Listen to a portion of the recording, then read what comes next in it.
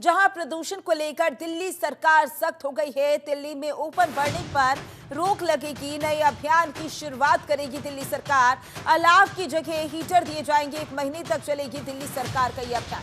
बड़ी जानकारी आप तक पहुंचा रही है, जहां आपको बता दें कि प्रदूषण लगातार बढ़ता जा रहा है दिल्ली में। ऐसे में दिल्ली सरकार की ओर से हर संभव कोशिश की जा रही है कि इस प्रदूषण को कम किया जा सके। ऐसे में नए अभियान की शुरुआत दिल्ली सरकार के द्वारा की जा रही है। अलाव पर रोक लगा दी गई है। अलाव की जगह हीटर दिए जाएंगे लोगों को। 1 महीने तक दिल्ली सरकार की ओर से अभियान चलाया जाएगा। प्रदूषण को लेकर दिल्ली सरकार लगातार सख्त नजर आ रही है। और इसी पर ज्यादा जानकारी के लिए हमारे संवाददाता नमित त्यागी हमारे साथ जुड़ गए हैं। नमित, प्रदूषण लगातार बढ़ रहा है। AQI का जो स्तर है वो बढ़ता हुआ जा रहा है, जिससे लोगों को तमाम परेशानी हो रही है। ऐसे में दिल्ली सरकार की ओर से कौन कौन से वो जरूरी कदम है जो कि उठाए जा रहे हैं?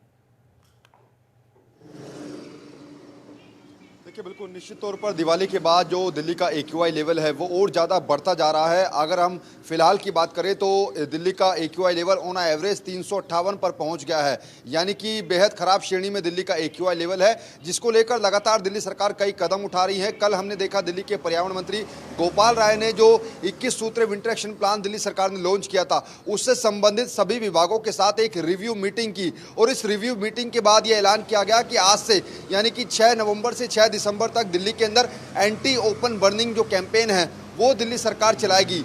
इस अभियान के तहत जो दिल्ली के अंदर खुले में लोग रात के समय में अलाव जलाकर हाथ सेकते हैं, उन पर रोक लगाई गई है। इसके साथ साथ सभी लोगों को ये कहा गया है कि कोई भी खुले में जो आग है वो नहीं जलाएगा और उसकी जगह वो हीटर का यूज करेंगे। इसके साथ साथ इस अभियान के तहत जो दिल्ली के अंदर जितने भी प्राइवेट या फिर सरकारी दफ्तर है, उनके नीचे जो गार्ड जॉब करते हैं, उनकी कंपनियों को ये कहा गया है कि अपने संबंधित सभी गार्डों को जो है वो हीटर प्रोवाइड कराया जाए, ताकि जो गार्ड है वो रात के समय जिनकी नाइट ड्यूटी होती है वो अलाव ना जलाए और हीटर के जरिए ही अपनी ठंड को भगाए। तो इस तरीके का ये जो एंटी ओपन बर्निंग कैंपेन है वो आज से चलाया जाएगा। तकरीबन सभी संबंधित विभागों की 588 ऐसी पेट्रोलिंग टीमें हैं जो कि पूरी दिल्ली के अंदर अलग अलग जगह घूमेंगी रात में और ये जायजा लेंगी कि आखिर कोई खुले में आग तो नहीं जला रहा है।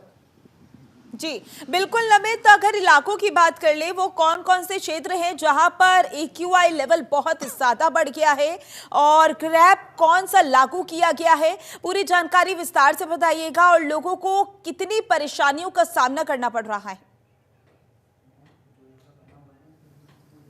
देखिए, दरअसल दिल्ली के अंदर जो CAQM है उसके द्वारा ये ग्रैब के नियम लगाए जाते हैं और इसका एक प्रोटोकॉल है, यानी कि 200 से 300 के बीच में अगर AQI लेवल रहता है तो ग्रैब 1 के नियम लगते हैं और 300 से ऊपर 300 से 400 के बीच में AQI लेवल रहता है तो ग्रैब 2 के नियम लागू होते हैं। दिल्ली के अंदर फिलहाल ग्रैब 2 के नियम लागू हैं। ऑन एवरेज की अगर हम AQI लेवल की बात करें, अगर on average AQI level Delhi का 400 को क्रॉस करेगा तो फिर दिल्ली के अंदर ग्रैब 3 के नियम लग जाएंगे। फिलहाल तो दिल्ली के अंदर ग्रैब 2 के नियम लागू हैं। इसके अलावा दिल्ली के अलग इलाकों में एंटी डस्ट कैंपेन जो है वो लगातार चलाया जा रहा है। आज से एंटी ओपन बर्निंग कैंपेन शुरू होगा। साथ ही दिल्ली के 13 ऐसे इलाके हैं जिनको हॉटस्पॉट चिन्हित किया गया है, जहां पर AQI लेवल 300 को हमेशा पार रहता है, चाहे उसमें आनंद विहार है, नरेला है या फिर उसमें मुंडका का इलाका है, जहांगीरपुरी का इलाका है। ये कुछ ऐसे इलाके हैं जहां पर ना या तो वहां पर कमर्शियल एक्टिविटीज हो रही हैं, इंडस्ट्रियल एरिया है वहां पर, या फिर उसके आसपास कुछ डीजल की जो बसें हैं वो एक्स्ट्रा चल रही हैं। चाहे उसमें आनंद विहार की बात करें, जहां पर आनंद विहार से ही सटा कौशाम्बी डिपो है, जहां पर हजारों की संख्या में उत्तर प्रदेश परिवहन निगम की जो डीजल की बसें हैं वो चलती हैं। इसके अलावा जहांगीरपुरी हो, मुंडका हो, नरेला हो, ये ऐसे इंडस्ट्रियल इलाके हैं जहां पर कई सारी फैक्ट्रियां हैं, जिस वजह से वहां का AQI लेवल हमेशा जो है वो 300 के पार रहता है।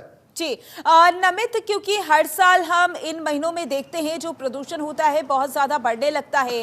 हालांकि सरकार की ओर से तमाम वादे भी किए जाते हैं कि इस बार प्रदूषण की वो स्थिति देखने को नहीं मिलेगी। ऐसे में किसकी बड़ी लापरवाही यहाँ पर देखी जाए, क्योंकि हर साल का यही रहता है, हर साल की इसी तरीके की जो तस्वीरें हैं वो निकलकर सामने आती हैं और सबसे ज्यादा परेशानी उन लोगों को होती है जो कि अस्थमा के मरीज होते हैं, उन्हें सांस लेने में बहुत ज्यादा परेशानी होती है। देखिए, बिल्कुल निश्चित तौर पर हर साल नवंबर और दिसंबर के महीने में इसी तरीके से प्रदूषण से लोगों को जो है दो चार होना पड़ता है। और हर बार की तरह एक्यूआई लेवल इस बार भी 350 के पार है। हालांकि दिल्ली सरकार जरूर कोशिश करती है। 21 सूत्रीय विंटर एक्शन प्लान इस बार भी लेकर दिल्ली सरकार आई।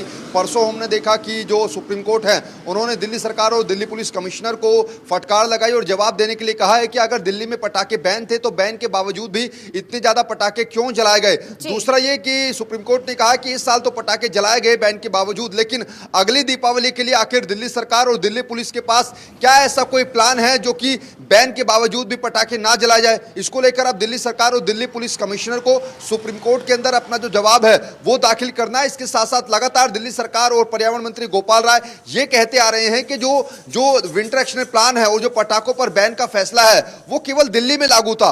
अगर ये फैसला पूरे दिल्ली एनसीआर में लागू होगा, क्योंकि दिल्ली एनसीआर के अंदर जो है वो उत्तर प्रदेश का हिस्सा भी आता है, चाहे उसमें गाजियाबाद हो या फिर नोएडा हो, और हरियाणा का हिस्सा फरीदाबाद और गुरुग्राम भी आता है। ऐसे में ये 21 सूत्रीय विंटर एक्शन प्लान और दिल्ली पर पटाखों पर बैन अगर पूरी दिल्ली एनसीआर के अंदर लागू होता तो शायद एयर क्वालिटी इंडेक्स इतना ज्यादा ना बढ़ता। बिल्कुल नमित, और सरकार के पास पहले से ही प्लान होना चाहिए ताकि आने वाले समय में इस तरह की स्थिति ना बने। लेकिन क्योंकि ओपन बर्निंग को लेकर जो फैसला लिया गया है, अलाव जलाने को लेकर जो रोक लगाई गई है, ऐसे में सरकार की ओर से तो कदम उठाए जा रही हैं, लेकिन लोग भी इस बात को समझे, इस बात को माने कि प्रदूषण कंट्रोल करने के लिए उन्हें भी उतना ही सतर्क रहने की जरूरत है जितना सरकार को है। ऐसे में किस तरीके से लोगों से अपील की जा रही है कि वो भी इस बात को समझे कि ओपन बर्निंग ना करें। देखिए, बिल्कुल निश्चित तौर पर सरकार केवल नियम बना सकती है, उनको फॉलो करना जो है वो दिल्ली के अंदर रहने वाले लोगों की जिम्मेदारी है। और उनको ये समझना होगा कि जो जहरीली हवा है ये उनके लिए भी नुकसानदायक है। ऐसे में लोगों का ये फर्ज बनता है कि सरकार जो नियम बना रही है उनको फॉलो करे। फिलहाल हमारी मौजूदगी दिल्ली सचिवालय के बाहर है और इस तरीके से दिल्ली के अंदर जितने भी सरकारी दफ्तर हैं जो कि लोग नाइट में गार्ड ड्यूटी करते हैं, ये देखिए जो आपको सूखे पत्ते नजर आ रहे होंगे। हम देखते हैं कि सर्दियों के मौसम में शाम के वक्त जब ज्यादा ठंड बढ़ती है, तापमान गिरता है, तो जो गार्ड यहां पर जॉब करते हैं वो इन्हीं पत्तों को जलाकर जो है वो ठंड भगाते हैं। लेकिन इसी पर रोक लगाने के लिए जो एंटी ओपन बर्निंग कैंपेन है वो आज से शुरू किया जा रहा है। इसके अलावा दिल्ली के अंदर जितने भी आरडब्ल्यूएज हैं, आरडब्ल्यूओ को कहा गया है कि आप अपने पार्कों के आसपास जितने गार्ड वहां पर ड्यूटी करते हैं नाइट ड्यूटी, उनको आप हीटर प्रोवाइड कराइए। इसके साथ साथ जो दिल्ली सरकार है वो जागरूकता अभियान लगातार चला रही है पिछले एक महीने से, चाहे उस पर टीवी के माध्यम से हो या फिर रेडियो के माध्यम से हो, कि जागरूकता अभियान इसलिए चलाया जा रहा है कि दिल्ली सरकार जो नियम बना रही है